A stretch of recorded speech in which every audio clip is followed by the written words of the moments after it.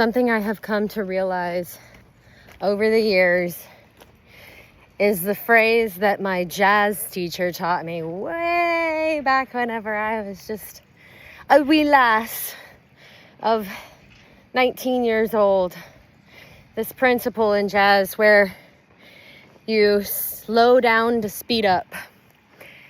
So you play with timing to add texture. And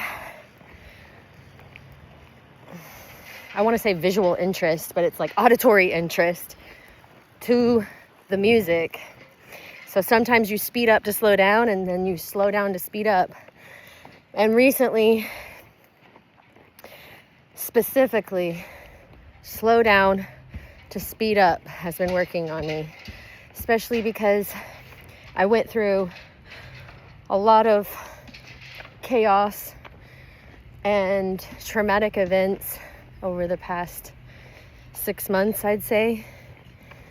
Had multiple deaths, and I spiraled to the pits of despair, and I'm actively working on pulling myself out of that, and it's really fucking hard. I reverted to old coping mechanisms, they're redoing a building. Reverted to old coping mechanisms, reverted to,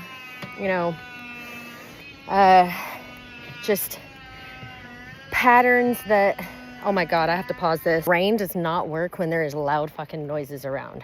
The distraction goes to like a level 10.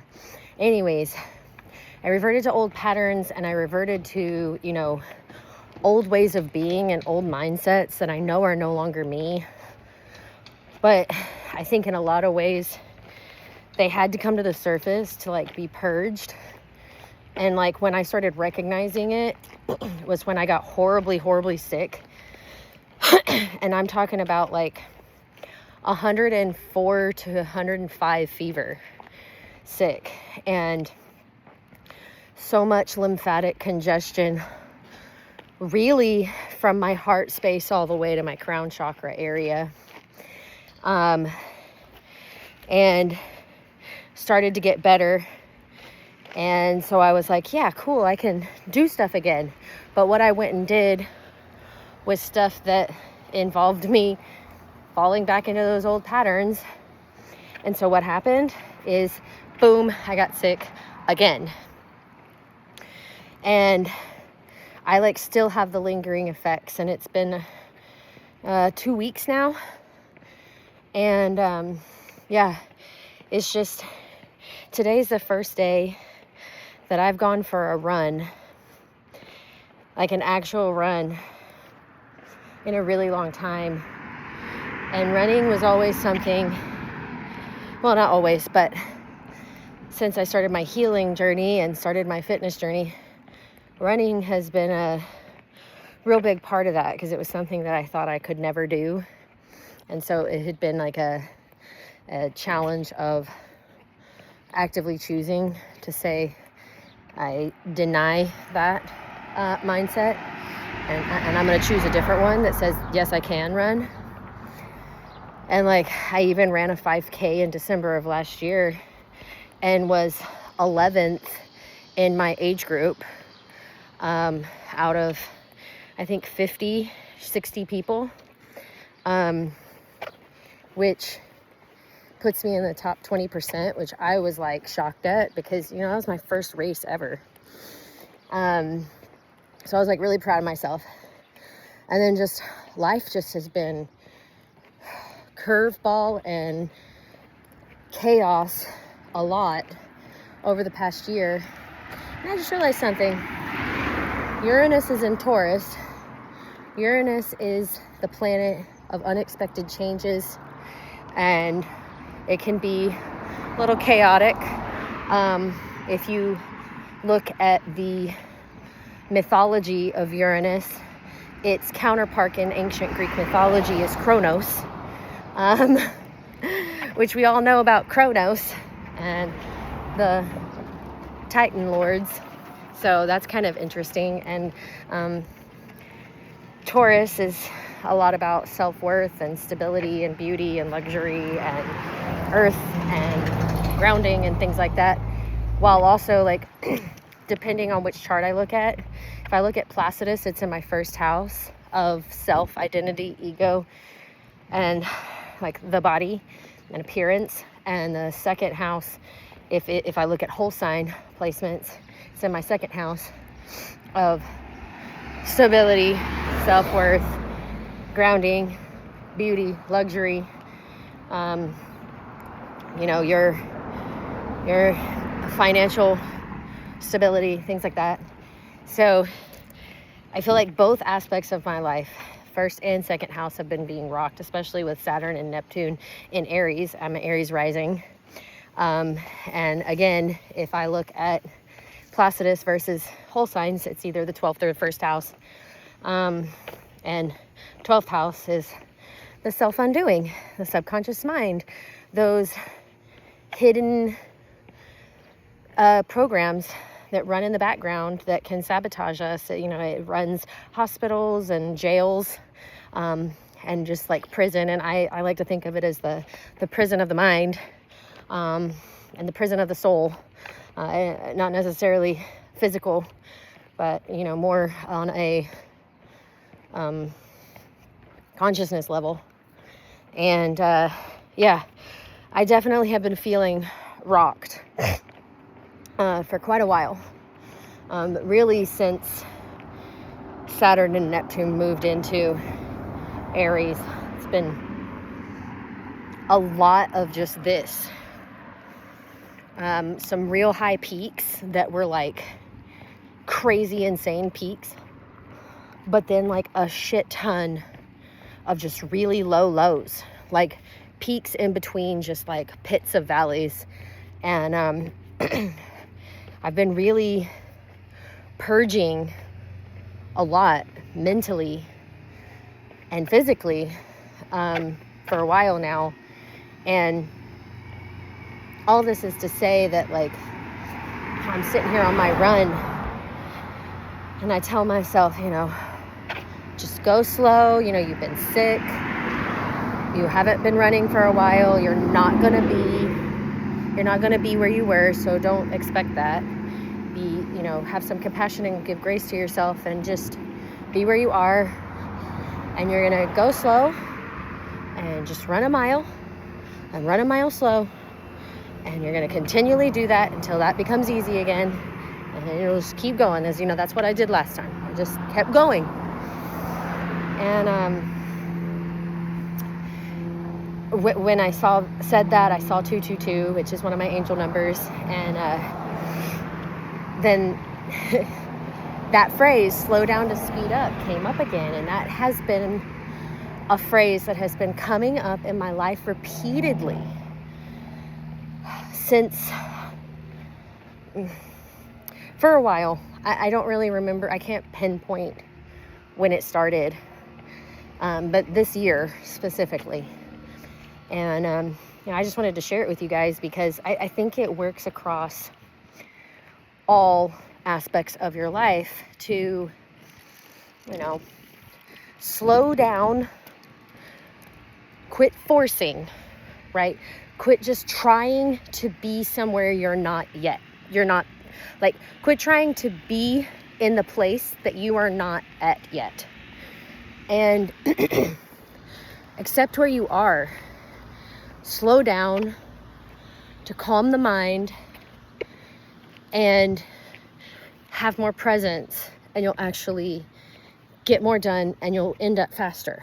It's kind of like the image of Sagittarius, the archer. You can't expect the arrow to go as far as it needs to go and as far as it can go if you don't pull the bow back all the way. All the way. You got to pull the bow all the way back for you to shoot it as far as it'll go. And this works with our emotional state too. Like the deeper into the pits of despair you fall, the farther you go down means that you get to experience that deep of a trough inverted to seek the peak. Okay? So like if you look at a wave line, and there's the midline. Let's see if I can show you guys. Okay. So oh no, I can't do it with that because I can't. Okay, well, just imagine it, okay? Midline. And the wave goes like this. Some people will be right here. So they won't experience so much high, they won't experience so much low, and that's great, right? Then there's some of us who we're gonna go really fucking down to the pits, okay? And it's gonna be a fucking long climb to get here. But like I said before, if you pull the bow back all the way to here, you're not gonna only shoot to here, you're gonna get to shoot to here. So just remember that. And remind yourself that everything comes in cycles, everything comes in waves.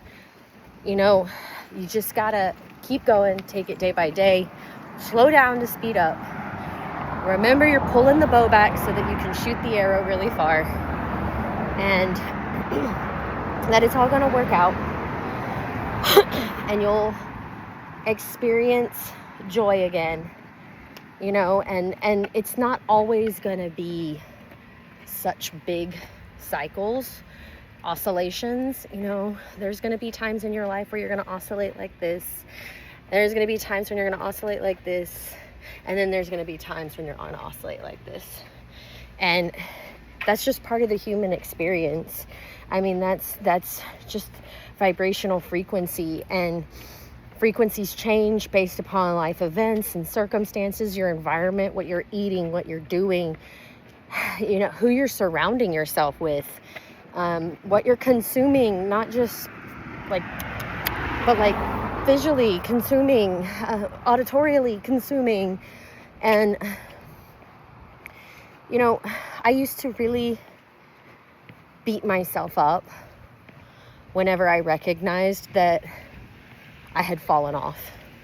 I mean, I would bully myself. And if you really think about it, that is not what you would do to motivate a child that messed up. Like,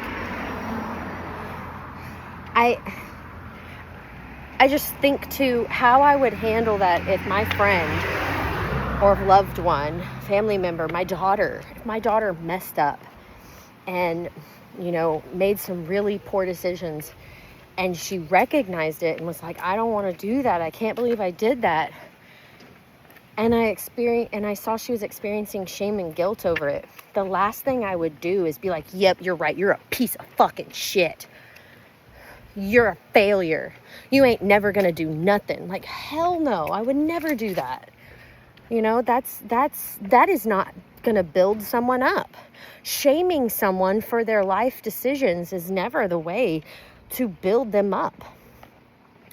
Giving them compassion and grace, that is what changes people, you know, saying, hey, it's okay. We all make mistakes. You recognize you made the mistake now, and you've apologized to me, to yourself, whatever, however the mistake happened. You've taken accountability. Now you can let it go and make better choices. You know, that's how you repair relationships with interpersonal relationships. So why wouldn't that be how you repair your personal relationship with yourself? You know, like, why are you, this is an interesting one. Why are you so special that you have to be treated so poorly? Or, you know, like, there was a phrase someone said that was something like that, and I'm butchering it. So, but basically it's like, you know, why do you think you don't deserve the same compassion and grace that you give everyone else? You know, like, You deserve compassion and grace just as much as you give. And the more you give that compassion and grace, the more compassion and grace you have to offer. So ultimately, giving that to yourself is not only benefiting yourself, it's benefiting the world around you as well. And so when you're feeling low and you're beating yourself up, treat yourself like you would one of your very dear friends or family members or loved ones. Remember that it's okay to slow down to speed up, that you're pulling the bow back so you can shoot your arrow forward, and that this too shall pass. Okay, I love you guys. Out.